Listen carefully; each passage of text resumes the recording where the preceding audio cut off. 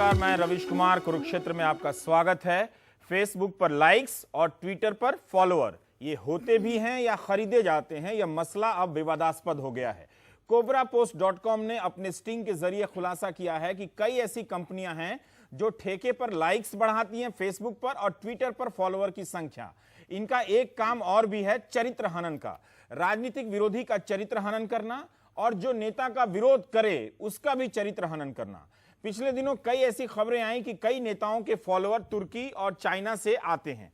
Social media की लोकप्रियता का वोट से कोई लेना देना है या नहीं, यह अभी साबित नहीं है, मगर इसका इस्तेमाल राजनीतिक दल अपने नेता की लोकप्रियता के प्रदर्शन और प्रसार में करते हैं। इसके दम पर कई नेता अपनी पार्टी में प्रमुख पद भी पा जा रहे हैं। आजकल जहां लोग होंगे या जहां संख्या होगी वहीं पर सब होंगे, जो चौराहों और चौक चौराहों पर होता रहा है। क्या सोशल मीडिया की लोकप्रियता फर्जी है? क्या इसे राजनीति में गंभीरता से नहीं लिया जाना चाहिए? क्या यह हमारी राजनीति को प्रदूषित कर रहा है? कहीं इन सब से सोशल मीडिया टारगेट तो नहीं हो रहा जिसने मीडिया और उसकी अभिव्यक्तियों का संसार बदल दिया है? क्या इसे सोशल मीडिया पर कही जाने वाली बातें संदिग्ध हो जाती हैं? इन तमाम सवालों पर हम बात करेंगे आज कुरुक्षेत्र में।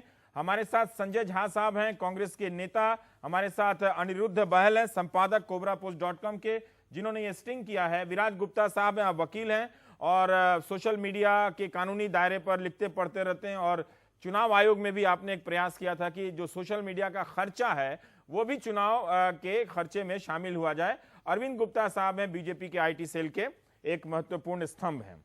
अनिरुद्ध, मैं आपसे पहले जानना चाहता हूं कि ये जो आपका स्टिंग है वो सोशल मीडिया अब सबके हाथ में है, हमारे पास मोबाइल में है। मैं हाल ही में अपने ज़िले में एक सज्जन से मिला था जो फेसबुक पर 10 रुपये में लोगों का प्रोफाइल बनाते हैं और बहुत साधारण लोग हैं और जो साधारण फ़ोन, मतलब ऐसा भी नहीं कि किसी ने महंगा फ़ोन खरीद लिया हो, तो ये उनकी कमाई है और दिन में 1000 से 2000 रुपया पर डे वो कमा रहे हैं एक सामान्य से जिले में जो थोड़ा पिछड़ा हुआ भी बहुत ही अद्भुत बात है। हाँ, ये मैं खुद मिलकर आया था, उन्होंने कहा था, तो महीने में काफी अच्छा कमाते हैं।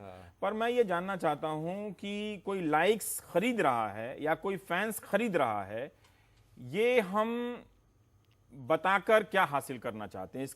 इसके खतरे क्यों लगे आपको? क्यों लगा कि ये दुनिया को बताना चाहिए कि ये जो फॉलोअर हैं ये सही नहीं है, ये जो लाइक्स हैं वो सही नहीं है? देखिए, इसमें दो एस्पेक्ट थे स्टोरी में। एक तो ये एस्पेक्ट था जो पॉजिटिव फैब्रिकेशन की बात है, जो मैं इसको पॉजिटिव फैब्रिकेशन कहूंगा कि नेता की छवि बुलंद करने के लिए, नेता की छवि को आगे दिखाने के लिए कि कितना नेता सुदृढ़ है, कितना अच्छे तरीके से काम करता है।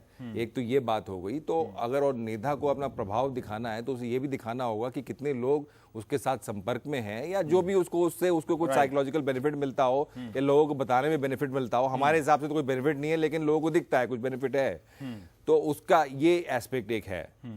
लेकिन ये तो बेनाइन एस्पेक्ट है, मैंने कल भी बोला ये बड़ा बेनाइन एस्पेक्ट है इसको, लेकिन इसके प्रोसेसेस तब भी एक तरह से अनएथिकल हैं और जो प्रोसेसेस से करते हैं वो कुछ इलीगल भी है। अच्छा, इसकी प्रक्रिया भी अनैतिक है, ये आप कह रहे हैं? जी ये बिल्कुल। क्यों कह रहे हैं? ये मैं इसलिए कह रहा हूं कि अगर आप समान तौर पे देखिए कि अगर आप पैसा दे के अपना ये बढ़ा रहे हो, अगर आप मैक्रो लेवल पे देखें तो अगर आप नेता हो, अगर आप ये कर रहे हो तो आप लोगों को गुमराह कर रहे हो।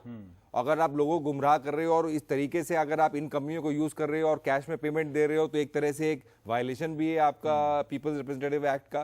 तो इस तरह से वायलेशंस भी हैं उसमें। और अगर आप जिस कंपनी में से संपर्क कर रहे हो और उस कंपनी इलीगल मेथड से आपको ये दिलवा रही है, बाहर से कहीं से आपको पोस्ट आ रहे हैं, कहीं से इलीगल मेथड से, तो वो प्रोसेस भी इलीगल है। तो एक तरह से एक अनएथिकल एस्पेक्ट है, थोड़ा इलीगल एस्पेक्ट है, लेकिन मैं तब भी इसको कह रहा हूँ बेनाइन एस्पेक्ट है। अगर इससे आगे बढ़ के जो आपने अभी बात करी चरित्र हनन की, अगर वो कह रहा है कि आप मेरे को दो ठेका सुपाड़ी दो और मैं साहब ABCD कर दूंगा फलाने आपके जो भी आपका राइवल है, तो ये बात आपकी फिर एकदम बहुत ही डेंजरस बात हो जाती है, सिनिस्टर बात हो जाती है। और अगर आप इसको आज के संदर्भ में देखें, जो कि मुजफ्फरनगर में हुआ, जो कि नॉर्थ ईस्ट एक्सोडस में हुआ, जो कि एक पटना ब्लास्ट के दौरान हुआ और जो कि होता आ रहा है, हमारे जो इंसिडेंट्स हैं होते रहे, कभी किसी का मॉर्फ करके वीडियो करा दिया, कभी डॉक्टर वीडियो वायरल कर दिया और नाप शनाप आपका पोस्ट को आपने कर दिया। तो इस तरह का अगर कंटेंट ऑर्गेनाइज तरीके से कुछ कंपनियां कर रही हैं और उसको फैला रही हैं पैसा लेके लोगों के मन में द्वेष पैदा करने के लिए या कोई और ऑब्जेक्टिव के लिए, पॉलिटिकल माइलेज के लिए, तो ये बहुत ही डेंजरस गेम है। क्योंकि आपने देखा कि ऐसे बर्मा बांग्लादेश को लेके, रोहिंग्या को लेके क्या क्या हो गया। क्या हुआ था, ठीक है। पर इसमें मेरा एक सवाल है कि मैं भी मजाक कर रहा था और ट्वीट किया था कि चरित्र हनन कॉर्नर, हमारे यहाँ प्रसिद्ध लोगों का चरित्र हनन तसल्ली बख्श किया जाता है। 2-2.5 लाख नकली अकाउंट है हमारे पास। पर मैं मजाक कर रहा था, आप कह रहे हैं कि ऐसी चीज़ें एग्जिस्ट करती हैं। पर जब सोशल मीडिया नहीं था तब भी चरित्र हनन होता था। नेता खुद भी एक दूसरे पर आरोप लगाते हैं, अभी भी लगाते हैं। आजकल तो है ना, इस 5 मिनट में हो जाता है। हाँ। आपका पहले चरित्र होगा, आपका कहीं मैगजीन में छपेगा, आपको मुझे याद है सूर्या मैगजीन में छपा था, बड़ा बड़ा लंबा कांड हुआ था। हाँ। जो भी कांड, लेकिन आजकल तो सेकंडों में हो जाता है। आपने ऑर्गेनाइज कुछ बोला, बस उसके आपके कंपनियां लग गई आपके पीछे राशन पानी लेके। तो उसमें सामान्य लोग भी होते हैं, हो सकता है कि आपके हिसाब से फर्जी हों, पर कोई जेन्युइन लोग भी नहीं, उसी तरह से रिएक्ट करते होंगे, हैं। हाँ। नहीं होंगे, बट मैं एकदम ये बिलीव नहीं करता कि ये नेचुरल अपसर्ज कुछ होता है।